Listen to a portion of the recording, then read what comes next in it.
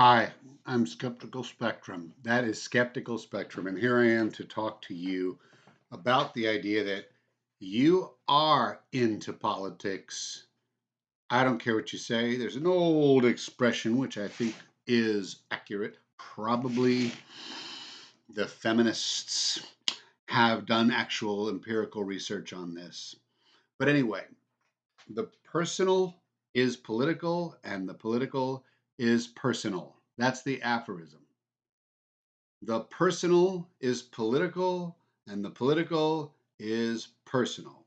And what I say that means is that politics is about the way you treat your community, the way your community treats you, the way you treat yourself, and the way your community treats the broader community.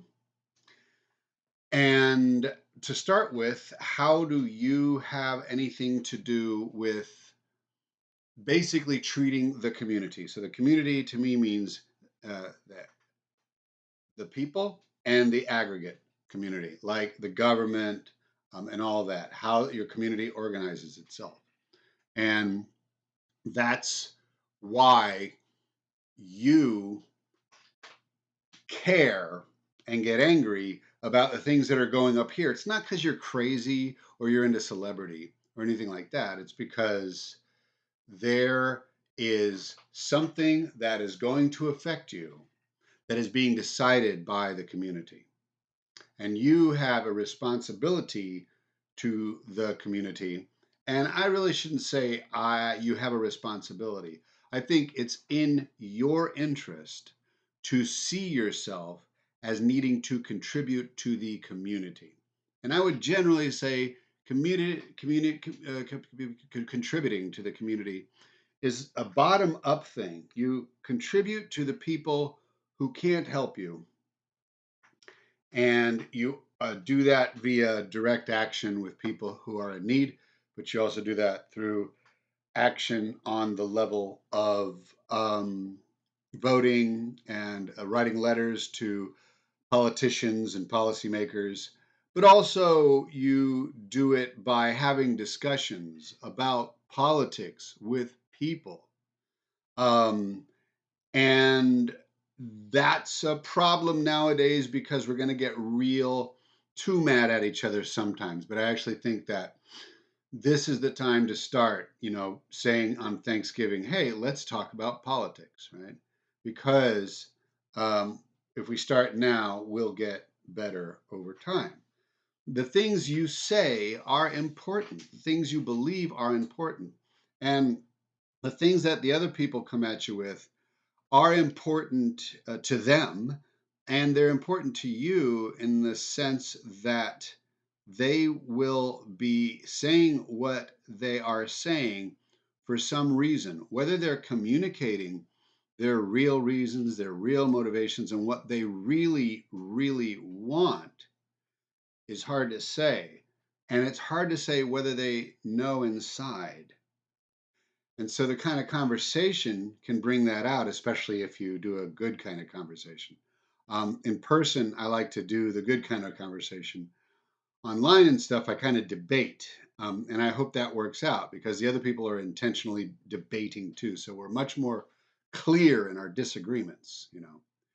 But this is now the person to person level, which is amazing because it changes the broader narrative of the community. Over time, different ideas become synthesized, become more popular, become less popular, just from people having conversations.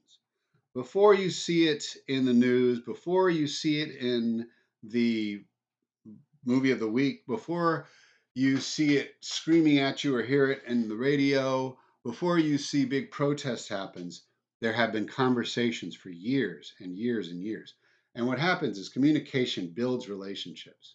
So communication is key in all relationships. Now the personal to person thing is more seemingly intimate, meaning that although I'm concerned about rights and poverty and power and privilege and resources. When I talk to my wife or friends about each other, or just talking to talk so we can have something to do with each other, just hanging out talking, it could be about politics, but it could be talking about very personal things.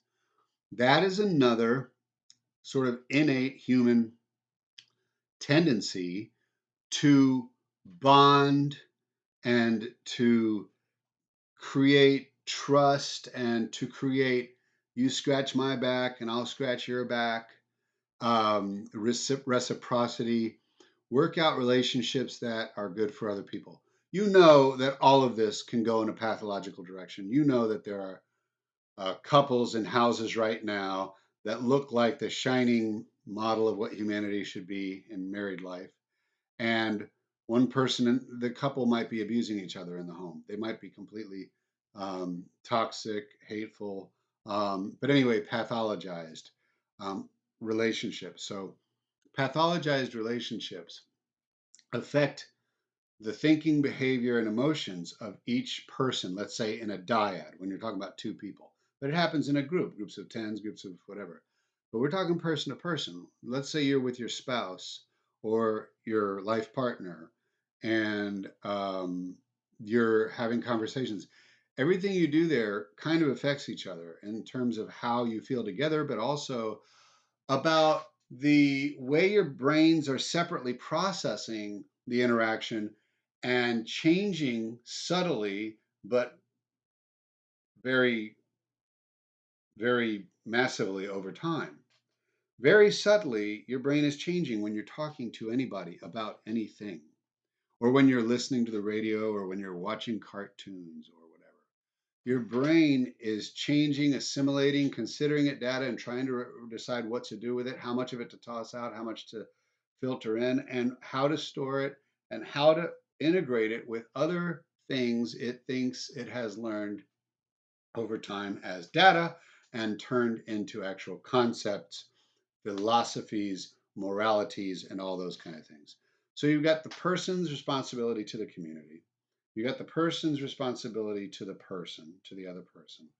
Um, and I would say that, like, when you start talking about communities, I would say, like, when you're talking to a group of friends, I think that's the borderline, the straddling. You're straddling between whether it's person to person or person to community. I think when you have a like a party, I almost consider that closer to person. But you can see how it's pushing the boundaries of person to political. So you can talk about organizations, for example, you could consider a family organization, but we tend to think of something bigger and less um, sort of family related when you think of organizations. So, but when we join clubs and organizations, we're blending in the person to person with the person to community. The community owes each person. The community owes each person. It is the job of the community to keep all of its residents safe, well fed, motivated, because we all love everybody to work, right? So it's part of the job of the community to keep people motivated, people feeling secure, because although you might scramble to get some work done, if you're feeling insecure, you can thoughtfully and effectively get work done when you're feeling secure. Um, so I think I mentioned four things, person to community, community to person, person to person, and community to community is the fourth one. I don't remember what order I gave them at the beginning, but community to community is me, us and Mexico, us and Ecuador, us and Cuba, because I'm talking about us being the U.S., us and the U.K., us and UK, because of the U.K. So the other thing is us and Russia, us and Ukraine, and Ukraine to us. and everybody to us. So you can think of the I focused on them, and you can think of the I focused on I, right? In all of these dyads, person to person, community to person, person to community, and then community to community. So when you have one country talking to another, every country has to interact. We just kind of live in somewhat of a closed system called the universe, but it's a closed system. Um, you're going to have to deal with the reality of the people around you, no matter how superior or inferior you feel to them. So there are two ways to deal with someone else, right? There are two ways to do. I'm going to do person to person now, but no, I'm going to do community to community now. No, I'm going to use person to person to describe community. When this is me, this is this other person. When I'm dealing with this person, I can be thinking about how I'm affecting them and how they're affecting or how they're affecting me. I'm gonna go back and forth with each one depending on my capacity to manage the whole conversation at once, which is hard. So when you're speaking with another person, interacting with another person, it doesn't even have to be speaking. It could be doing a transaction online with them where you don't even see them. It could be you're interacting with people through the government, right? You're concerned about how they're going to behave toward you or people like you, or how they're going to affect your community and in that way affect you. And you are hopefully going to be concerned about how you treat them, how you affect them, how you affect the community, and through that, how you affect them. So you have to concern yourself with whether you're being treated well and whether you're being treated someone else well. So this is person to person. I'm over here worried about what or concerned about whether I'm treating this person well and whether they're treating me well, right? And that is a juggling act. So you could do that from person to community. Community, is the community treating me well? Am I treating the community well? You can do that from community to community, is the final one, right? Community to community is very much like thinking of a country the way that I think we should think about ourselves or any organization, CBS versus NBC, things like that. Um, this community needs to concern themselves with how they're treating all other communities. And this community all other communities have to consider how they're treating all other communities and this community, right? So, how are you treating me? How am I treating you? How are you treating the world because it affects me? And how are you treating the world because it affects me?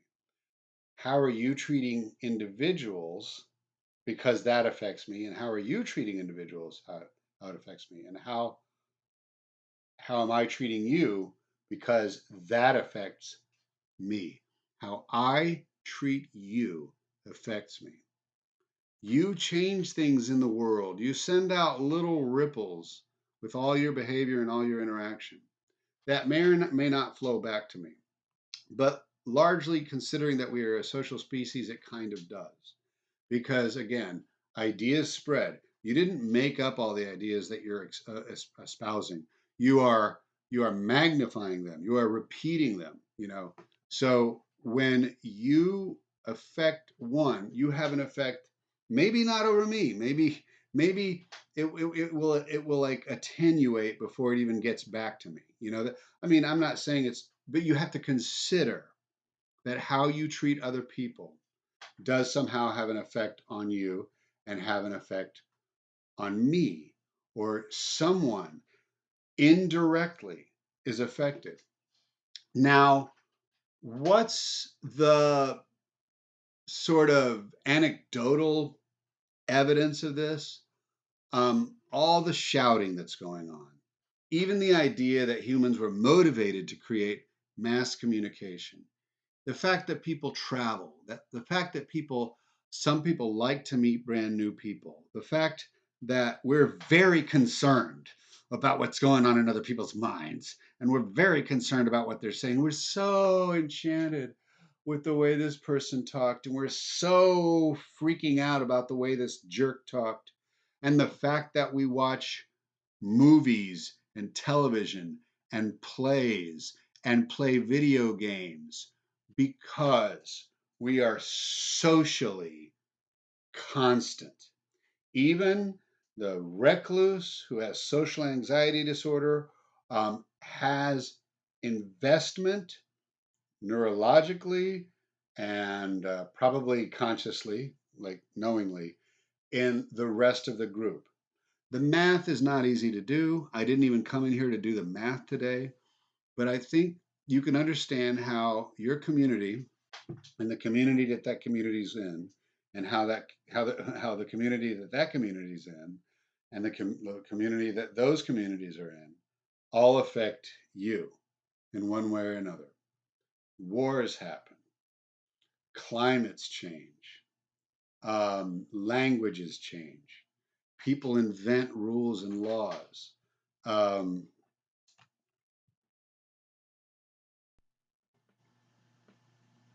the invention of writing happened. That's our drive to not just communicate person to person, but to communicate and record it to keep it permanent for ourselves to remember and for others to remember and for others to learn thoughts long after you're dead. We are communication freaks. We will continue to develop new ways to communicate more broadly, more accurately.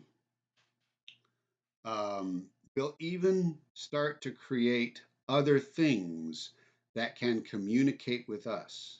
Communication isn't just some invisible bunch of ideas, they're very concrete. Just like a radio has apparatus that can translate what it's input into it and transmit it to another um, receiver, and it can turn that into translate it into like for example a phone. I'm talking on a phone. Hey, what's going on? I'm encoding up here. I'm turning that into noises here. That noise is hitting the apparatus inside the receiver.